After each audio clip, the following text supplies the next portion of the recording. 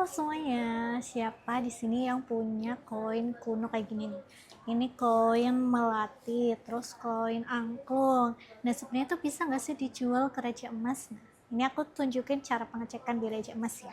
Jadi ini tuh kalau misalkan dicek menggunakan mesin, dia langsung terdetek dia ada emasnya atau tidak, dia kandungannya apa aja gitu. Nah ini setelah dicek itu kandungannya hanya tembaga, Cu itu tembaga ya teman-teman, dan ada nikel. Jadi untuk koin-koin seperti ini itu belum bisa kita terima, kecuali koin kayak dirham, dinar, perak, emas itu masih bisa kita terima ya teman-teman.